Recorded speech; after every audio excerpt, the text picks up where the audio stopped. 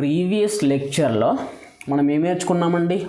When photon energy interacts with molecular energy it gives spectrum. Study of the spectrum ఈ spectroscopy. ఇదే కదా మనం previous క్లాస్లో నేర్చుకుంది, రైట్. ఇప్పుడు మనము వాట్ ఈజ్ ఫోటాన్ ఎనర్జీ అంటే ఏంటో నేర్చుకుందాం, ఓకేనా? Right. Photon energy is nothing but a light or EMR, ఎలా అయినా పిలవచ్చు. ఈఎంఆర్ అన్నా, ఫోటాన్ ఎనర్జీ అన్నా, లైట్ అన్నా ఒక్కటే. ఈ యూనివర్స్లో ఫోటాన్ ఎనర్జీ క్రియేట్ అవ్వాలి అని అంటే, లేదా లైట్ అనేది ప్రొడ్యూస్ అవ్వాలి అని అంటే, లేదా ఈఎంఆర్ అనేది ప్రొడ్యూస్ అవ్వాలన్నా, సింథసైజ్ అవ్వాలన్నా, ఏ పార్టికల్ అయినా సరే, ఏ పార్టికల్ నుంచి అయినా నువ్వు ప్రొడ్యూస్ చేయాలి అని అంటే ఆ పార్టికల్కి రెండు క్యారెక్టర్స్ ఉండాలండి. రెండు క్యారెక్టర్స్ ఉండాలి. ఫస్ట్ క్యారెక్టర్ వచ్చేసి చార్జ్, ఓకే. సెకండ్ క్యారెక్టర్ వచ్చేసి యాక్సిలరేషన్. ఈ రెండు క్యారెక్టర్స్ని సాటిస్ఫై చేసినప్పుడు మాత్రమే ఏ ఆటమ్ అయినా, ఏ మాలిక్యూల్ అయినా, ఏ పార్టికల్ అయినా, ఏ ఆబ్జెక్ట్ అయినా ఈ యూనివర్స్లో ఎనర్జీని ప్రొడ్యూస్ చేస్తుంది. ఎనర్జీ అంటే in the sense photon energy or EMR or light. ఇప్పుడు మన స్పెక్ట్రోస్కోపీలో ఈ ఈఎంఆర్ లేదా ఫోటాన్ ఎనర్జీ లేదా లైట్ని ఏ విధంగా ప్రొడ్యూస్ చేసి దానిని మాలిక్యులర్ ఎనర్జీ మీదకి పంపిస్తామో ఇప్పుడు చూద్దాం, ఓకేనా? రైట్. ఫర్ ఎగ్జాంపుల్,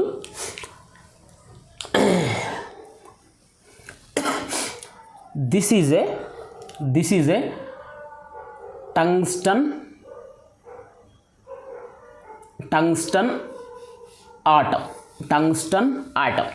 టంగ్స్టన్ని మనం డబ్ల్యూతో చూపిస్తాము, ఓకేనా? Tungsten atom.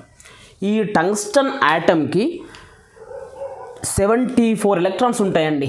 74 ఎలక్ట్రాన్స్ అనేటివి ఈ టంగ్స్టన్ యొక్క న్యూక్లియస్ చుట్టూగా రొటేట్ అవుతూ ఉంటాయి. చూద్దాం. This is K shell, this is L shell, this is M shell and this is N shell. Okay, this is N shell. Valency electrons, N షెల్లో ఉండేటివి valency electrons, అంతే కదా? రైట్. చూడండి, ఇప్పుడు నేను ఈ టంగ్స్టన్ ఆటమ్కి ఎనర్జీని సప్లై చేశాను అనుకోండి. ఎనర్జీని సప్లై చేశాను అనుకోండి. ఎనర్జీ అంటే ఫర్ ఎగ్జాంపుల్ ఎలక్ట్రిసిటీ అనుకోండి. ఓకేనా? ఎలక్ట్రిసిటీ సప్లై చేశాను అనుకోండి. అప్పుడు ఈ టంగ్స్టన్ అనేది మెటలే కదా? Right, metal. ఈ టంగ్స్టన్ మెటల్ అనేటిది హీట్ అవుతుంది. ఎంతవరకు హీట్ అవుతుందంటే అప్రాక్సిమేట్గా 2500 డిగ్రీ సెల్సియస్ నుంచి 3000 డిగ్రీ సెల్సియస్ వరకు కూడా ఈ టంగ్స్టన్ మెటల్ అనేటిది హీట్ అవుతుంది. అప్పుడు ఏమవుతుంది? ఈ వేలెన్సీ షెల్లో ఉన్న ఎలక్ట్రాన్స్ ఉన్నాయి కదా, దీంట్లో మొత్తం 74 ఎలక్ట్రాన్స్ ఉన్నాయి, ఓకేనా? ఈ 74 ఎలక్ట్రాన్స్ వేలెన్సీ షెల్లో కూడా ఉంటాయి కదా. ఫర్ ఎగ్జాంపుల్ ఈ వేలెన్సీ షెల్ ఎలక్ట్రాన్స్ అనుకుందాం. ఈ వేలెన్సీ షెల్ ఎలక్ట్రాన్స్ ఎప్పుడైతే మన ఎనర్జీ పంపించినప్పుడు ఈ టంగ్స్టన్ వైరు లేదా టంగ్స్టన్ మెటల్ లేదా టంగ్స్టన్ ఆటము హీట్ అవుతుందో అప్పుడు ఆటోమేటిక్గా ఈ టంగ్స్టన్లో ఉన్నటువంటి వేలెన్సీ ఎలక్ట్రాన్స్ ఈ విధంగా పైకి ఎగ్జైట్ అవుతాయి. ఓకే, దగ్గరగా దీని లోపల ఉండాల్సిన ఎలక్ట్రాను దీని నుంచి కొంచెం దూరంగా వెళ్ళిపోయింది. టంగ్స్టన్లో ఎన్ షెల్లో ఉండాల్సిన ఎలక్ట్రాను దీని నుంచి కొంచెం దూరంగా వెళ్ళిపోయిందంటే ఏంటి దాని అర్థము? దీనికి పాజిటివ్ ఛార్జ్ వచ్చిందని అర్థం అండి. పాజిటివ్ ఛార్జ్ అంటే ఒక ఎలక్ట్రాను దీని నుంచి దూరంగా వెళ్ళిపోయింది కాబట్టి దీనికి మనం పాజిటివ్ ఛార్జ్ వచ్చింది అన్నమాట అని అనుకుంటాం, అంతే కదా. ఒక యాటమ్ నుంచి ఎలక్ట్రాన్ తీసేస్తే వచ్చేది పాజిటివ్ ఛార్జ్, ఒక యాటమ్కి ఎలక్ట్రాన్స్ డొనేట్ చేస్తే వచ్చేది నెగిటివ్ ఛార్జ్. అంటే టంగ్స్టన్ నుంచి ఒక ఎలక్ట్రాన్ దూరంగా వెళ్ళిపోయింది కాబట్టి టంగ్స్టన్కి పాజిటివ్ ఛార్జ్ వచ్చేసింది. రైట్, వచ్చింది అంటే ఏంటి, ఫస్ట్ క్యారెక్టర్ సాటిస్ఫై అయ్యింది. ఫస్ట్ క్యారెక్టర్ సాటిస్ఫై అయ్యింది. నెక్స్ట్ క్యారెక్టర్ ఏంటి, యాక్సిలరేషన్. యాక్సిలరేషన్ అంటే ఏంటంటే చేంజెస్ ఇన్ వెలాసిటీ, వేగంలోని మార్పునే మనము యాక్సిలరేషన్ అంటాము. చేంజెస్ ఇన్ వెలాసిటీనే మనము యాక్సిలరేషన్ అంటాము. దీన్ని మనం తెలుగులో త్వరణం అంటామండి. త్వరణం క్యాపిటల్ ఏతో చూపిస్తాం, దీన్ని స్మాల్ ఏతో చూపిస్తాం, స్మాల్ ఏతో చూపిస్తాం. ఓకేనా. రైట్, ఎనర్జీని సప్లై చేసాము. ఏ ఎనర్జీ, ఎలక్ట్రిసిటీని సప్లై చేసాము.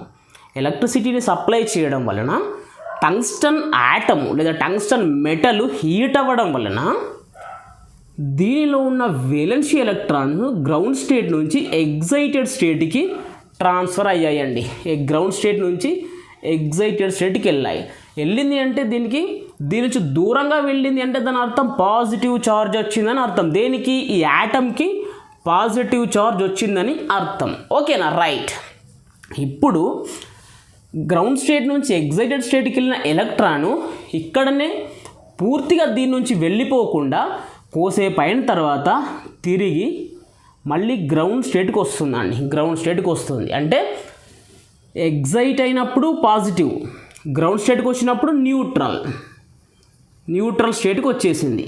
ఓకేనా, న్యూట్రల్ స్టేట్కి వచ్చేసింది. రైట్, అంటే ఎనర్జీని అబ్జర్వ్ చేసుకున్నప్పుడు వెలాసిటీ పెరిగింది, మళ్ళీ కోసేపు అయినాక కిందికి వచ్చింది, వెలాసిటీ తగ్గింది, వెలాసిటీ పెరిగింది, కిందికి వచ్చినప్పుడు వెలాసిటీ తగ్గింది. అంటే పైకి వెళ్ళినప్పుడు దాని యొక్క వేగం పెరిగింది, కిందికి వచ్చినప్పుడు దాని యొక్క వేగం తగ్గింది. తగ్గింది అంటే ఏంటండి, చూడండి,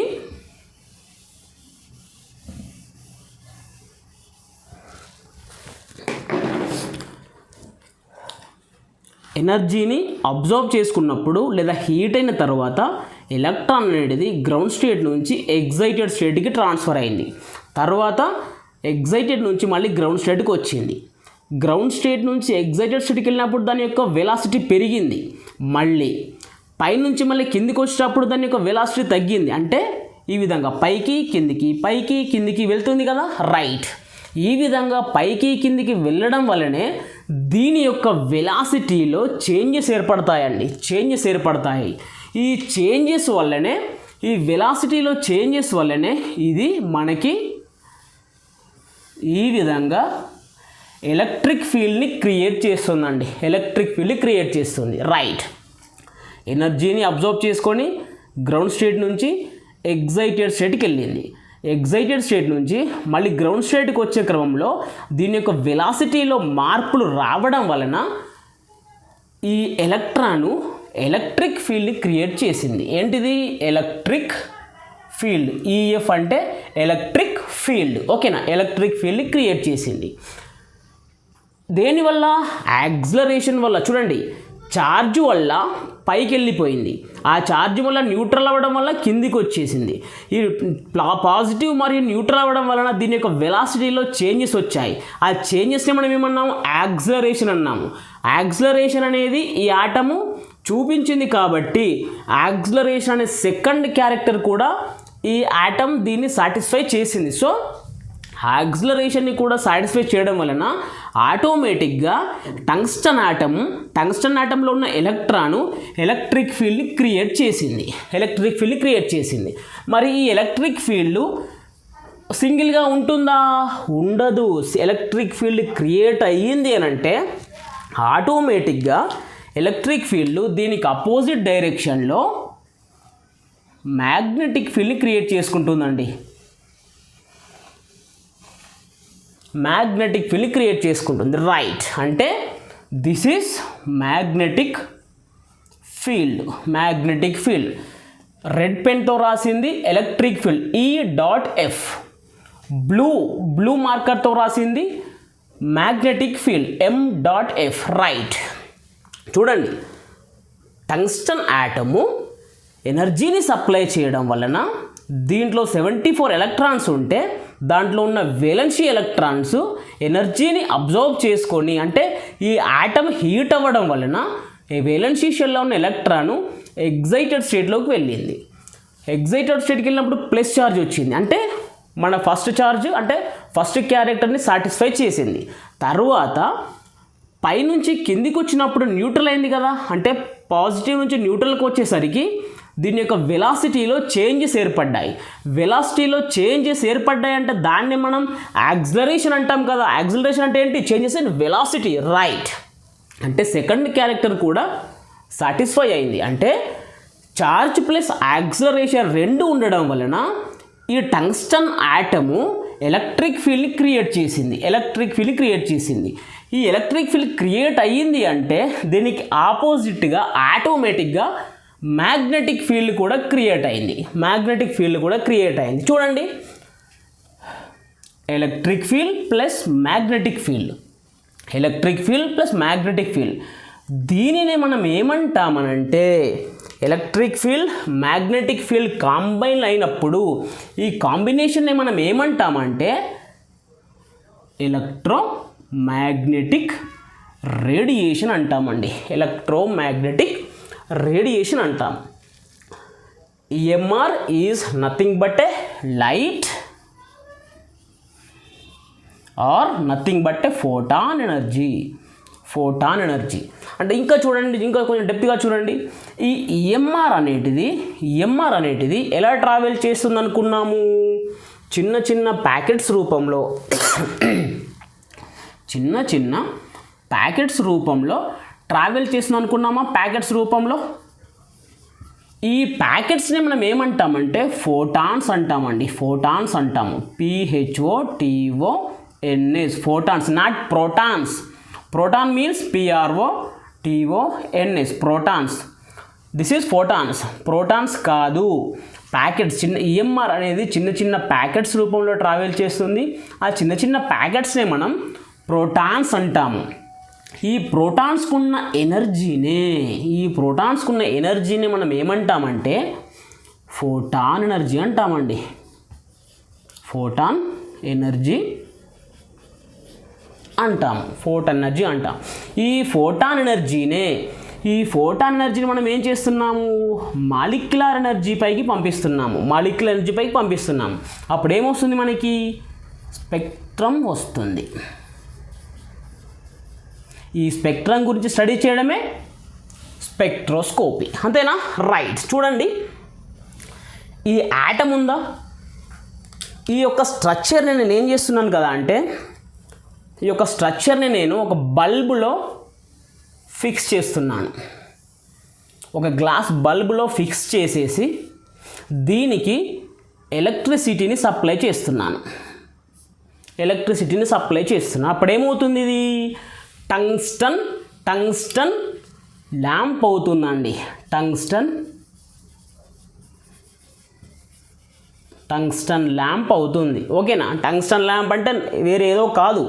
ఈ టంగ్స్టన్ యొక్క మెటల్ వైర్ని ఒక బల్బులో ఫిక్స్ చేసి దానికి ఎలక్ట్రిసిటీని పంపించడం వల్ల ఈ మెకానిజం అంతా జరిగి దీని నుండి ఎలక్ట్రిక్ ఫీల్డ్ క్రియేట్ అవుతుంది.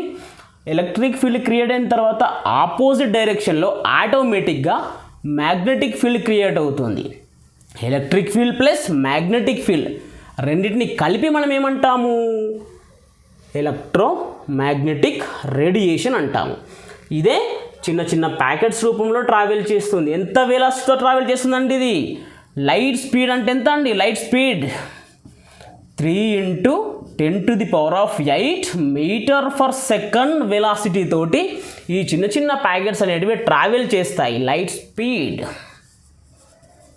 ఓకేనా? దీన్ని మనం Cతో ఇండికేట్ చేస్తాం. ఓకేనా? చిన్న ప్యాకెట్స్ రూపంలో ట్రావెల్ చేస్తాయి. వాటిని మనం ఫోటాన్స్ అన్నాము. ఫోటాన్స్కున్న ఎనర్జీనే ఫోటాన్ ఎనర్జీ. ఈ ఫోటాన్ ఎనర్జీని మనము మాలిక్యులర్ ఎనర్జీపైకి పంపించినప్పుడు ఈ రెండింటి ఇంటరాక్షన్ వలన మనకు ఒక స్పెక్ట్రమ్ వస్తుంది. ఈ స్పెక్ట్రాన్ని స్టడీ చేయడమే స్పెక్ట్రోస్కోపీ. స్పెక్ట్రోస్కోపీ. అంతేనా? అర్థమైంది కదా? రైట్. ఇప్పుడు మనకి ఈ లెక్చర్ ద్వారా ఏమర్థమైందండి? See, photon energy interacts with molecular energy, it gives spectrum.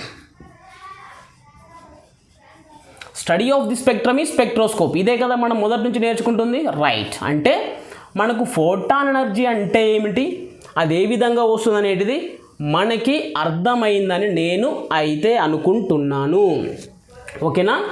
Right. Next మనము వాట్ ఈజ్ మాలిక్యులర్ ఎనర్జీ అనేది చూస్తే స్పెక్ట్రమ్ అంటే ఏంటో ఇంకా కొంచెం ఎక్కువగా అర్థమయ్యే అవకాశం ఉంటుంది.